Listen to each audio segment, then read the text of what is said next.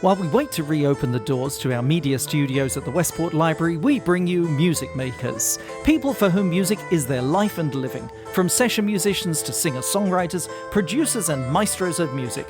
A chance to hear their story and see their live film performances. I'm David Bibby, and I'm delighted to welcome to this virtual media studios at the Westport Library, Glenn Roth. Good afternoon, Glenn. Hello, David. Nice to see you, my friend. You are a performer, a writer.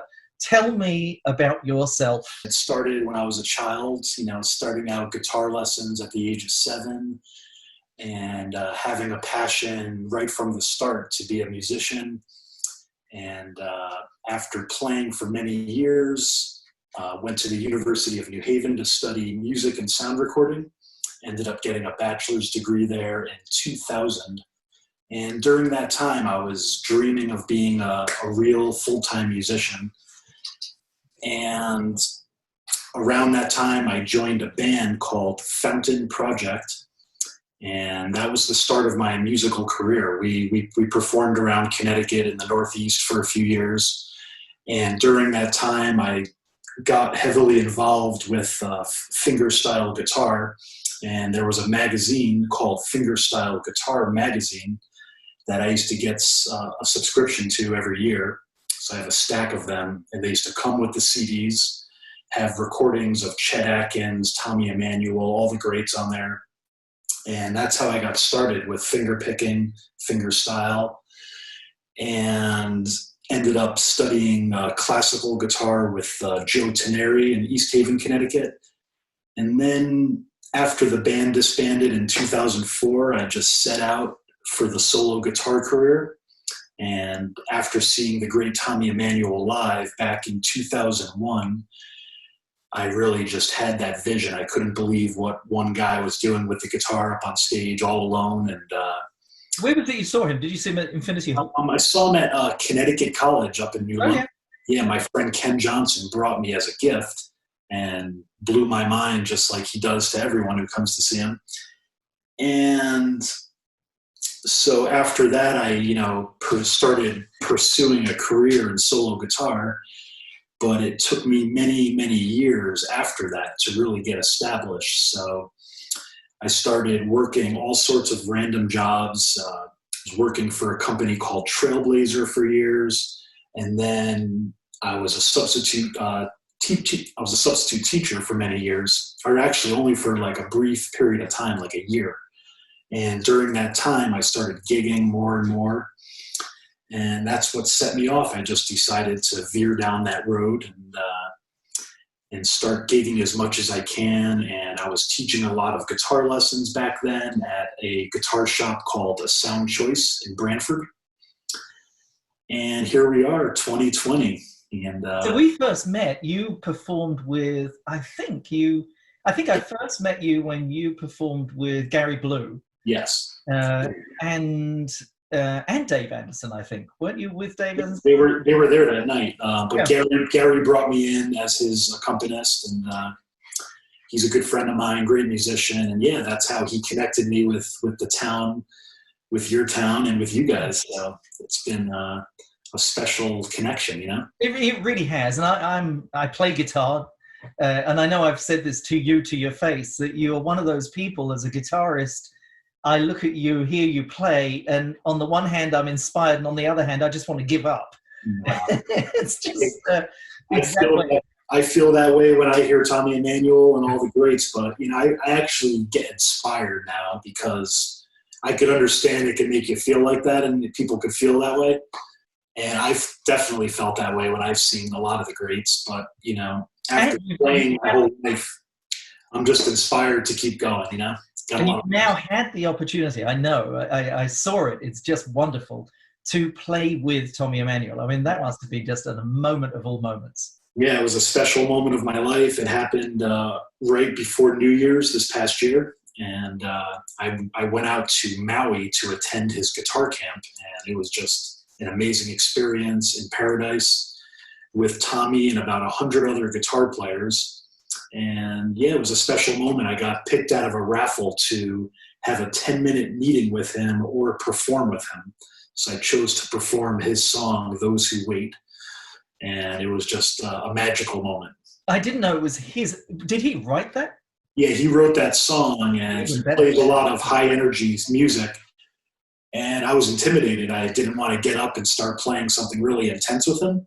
So I've always played that song on my own. And so for 3 days leading up to it, I was rehearsing it with his video. And then there I was in real life with him. And he's just a super genuinely special person, nice guy, and really made me feel great on stage. So you and writing, you have obviously been in that track of supportive guitar playing, cover songs where you've done arrangements of them. Have you always, along with that, been a writer? Yeah, well, I really long to be a writer, but I do love to arrange all sorts of pop, rock, instrumentals, or into an instrumental fashion. Including Bohemian Rhapsody, which is something. Yeah. So, I mean, leading up, starting out 15 years back, I was pursuing a lot of my original music. I always will be doing that. And then after releasing a handful of albums, started doing a ton of arrangements for pop songs.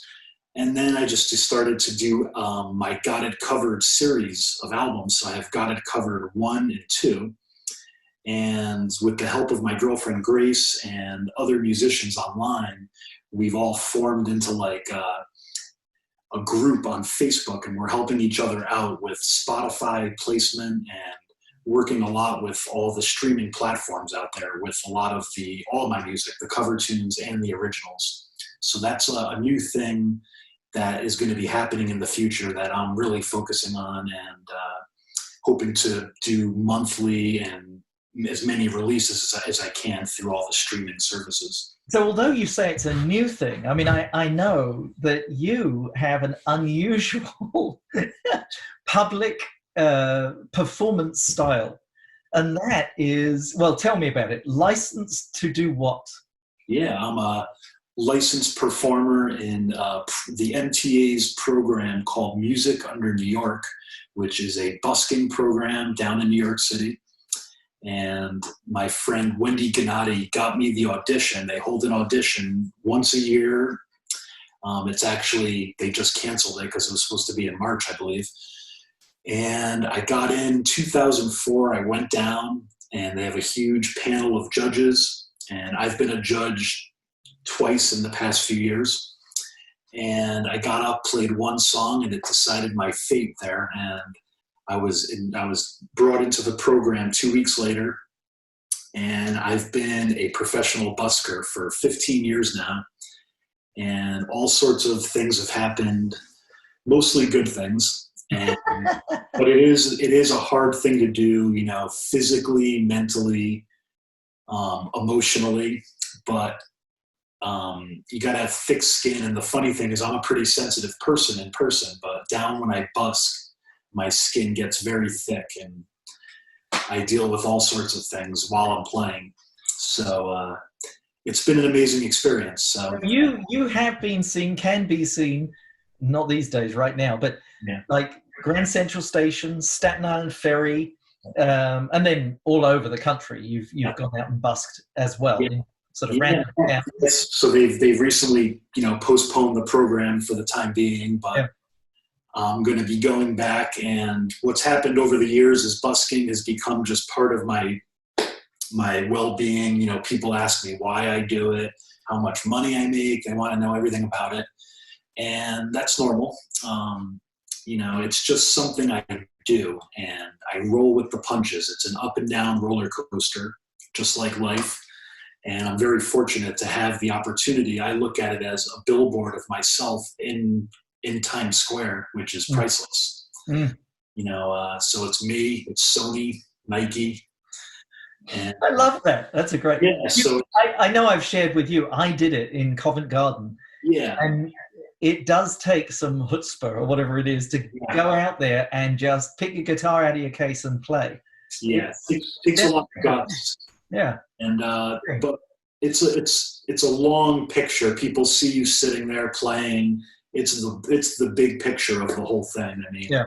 I come home some days, bad days, good days. It's just the whole, at the end of, it's something that I'm fortunate enough to do. So Another day at the office.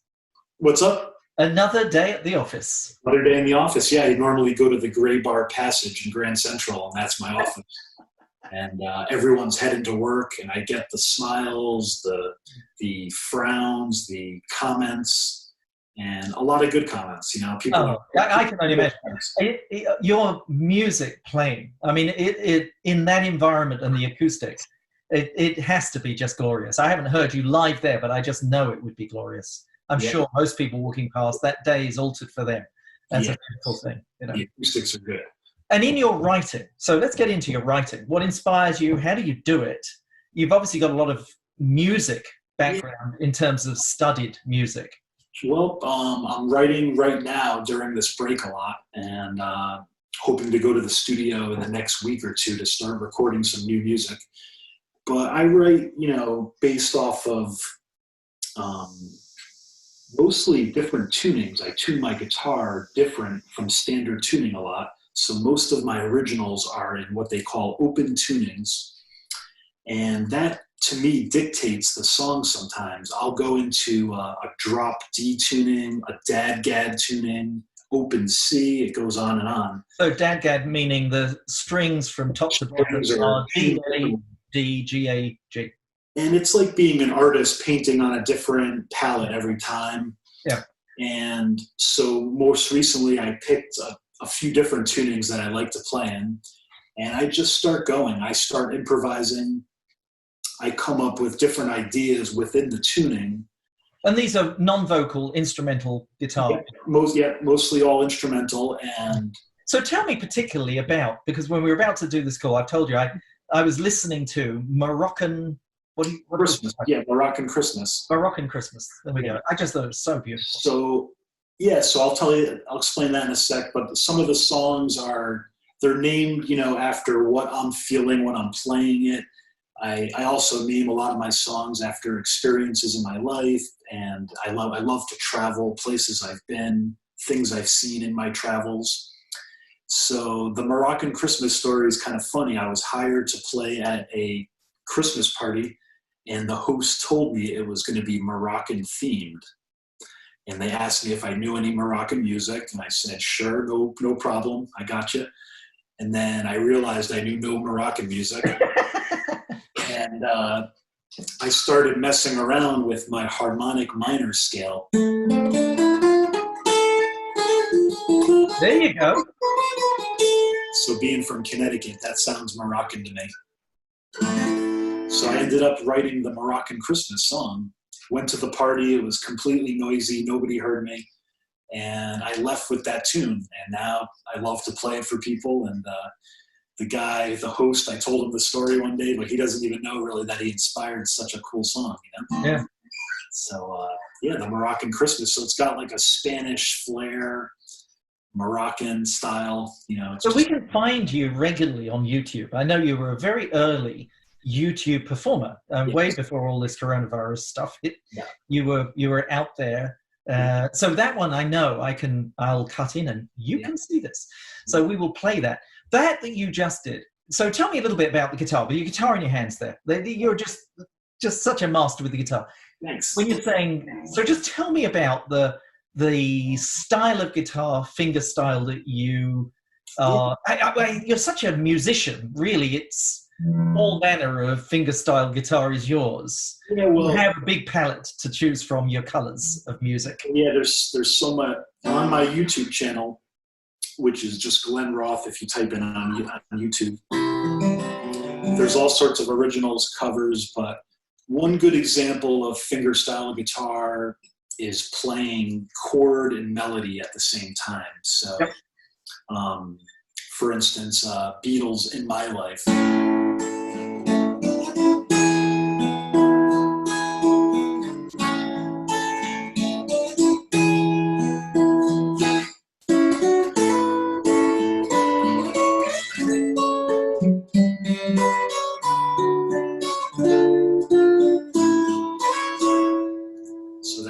Normally you would sing that. There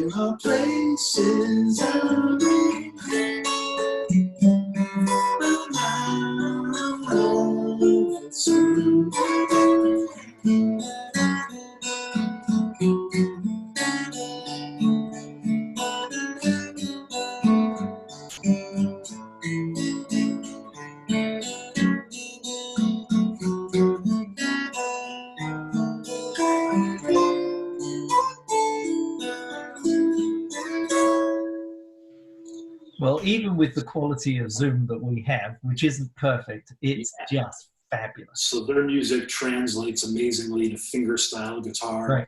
But what I think you have a mastery of is keeping the beat of the song going, the kind of thumb bass line rolling through, keeping it going, and filling in the melody enough that you know the song. It's That's just basically what fingerstyle is to me, you know. And it could be all sorts of percussive stuff, people doing two-hand tapping. There's lots of different techniques, using harmonics. And then arranging a song like Bohemian, you know, is a true passion. I love doing that. I heard you do Bohemian Rhapsody live, and I thought that's just not possible. It was extraordinary. It's kind of humorous in that it's extraordinary. Yeah, no, I love performing that. People get a kick out of that. And, but yeah, so I do basically a mix of originals and a lot of the cover tunes. And, you know, but going forward more recently, I'm going to be mixing it up a lot, but I am trying to work on a lot of original music right now. So I've been writing a new song the last few months or so, and it's almost complete. It is complete pretty much, you know. Well, I'm looking forward to us having an experience at the media studios from the Westport Library of you performing. Yes. What my vision for it is that we have the ability to have a recording that we do at the studios, a sharing of that, and then a live performance evening where original writers, and you know, we produced the show First Thursday where we had all original content, a pin drop listening audience. I mean, I heard when you said about the Moroccan Christmas that the environment was noisy, no one really heard it. To me, that's such a shame. It's okay. It's like, it's what it is. It is what it is, as they say around here. But when you actually give the audience a chance to just pause and really listen to original music, it's unfamiliar to them because it's original, it's new. But that's really where there's an opportunity, I think, for creators, writers of note, in the space that we have. So I'm really looking forward to taking this series, having a little background understanding, having a familiarity with the songs before the performance, and then having the performance. That's my vision for the forum space, is it'll be an outflow of the creative stuff we do within the studios. And you're in my Rolodex, which is obviously a very old word these days. I'm ready to get out there. I know, aren't we all? Glenn, thank you so much for sharing that with us. And I'm going to cut to the videos that you've produced of you playing with a slightly better quality of the audio for the guitar playing. But thanks for having me on, David. Really appreciate it, Glenn. Keep well. I will. You too, my man. Thank you so much. Thank you.